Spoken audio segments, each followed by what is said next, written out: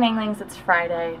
A while ago, a couple weeks ago actually, Tyler said this. I really want to know what you guys do to better your time management skills, especially Sabina, because I think that she just has something inside of her that makes her go and do things. It comes down to a few things. One, I make a ton of lists.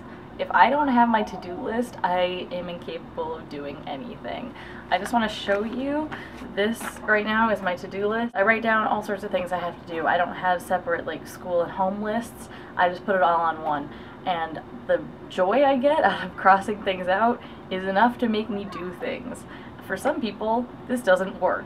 For me, it works. I've had this thing on my to-do list for so long, and you know how I know that is that it's at the top. I write things down in the order that they come to me. The stuff at the bottom is probably stuff that's more recent, which is interesting that the things that have been on there the longest and thus are probably kind of the least important, maybe not the least important, but at least are the most long-term, are at the top, whereas the things that are kind of most pressing are at the bottom. The second thing, ooh, shoot, I just remembered something I have to do.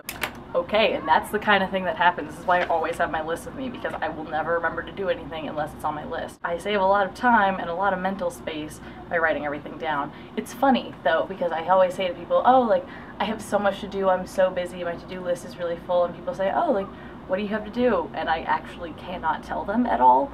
Like, I can't tell them a single thing that I have to do because I just take my entire brain and I dump it on a piece of paper, which is dangerous because if I lose my list, I am screwed, but it's also good because it makes my brain feel better. The second thing that I do is actually a thing that I don't do.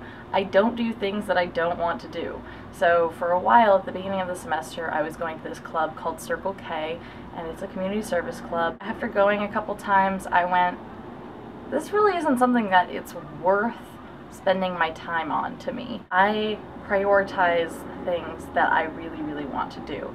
So for me, I am prioritizing the club that I'm the treasurer of, the campus magazine that I write for, my schoolwork, my job, also my personal endeavors, so my vlog channel and my blog, and making and keeping up with friends on the internet and in real life. So those are things that are all priorities to me, and I make sure that I spend enough time on all of those things. The third thing that I do to time manage, and this is gonna sound weird, but I am in college. In college, you are in school in terms of class time a whole lot less than you are in high school. You can, for the most part, make your schedule around the times of day when you are most productive. Obviously, you are somewhat victim to the class schedule, but it's more likely that there will be multiple sections that you can take and that you can decide, oh, I'm not going to take this class on this semester because I don't like taking classes in the afternoon or something like that. You could take it the next semester when it's offered at 9 in the morning, if that's the kind of person you are. After 4 o'clock, my brain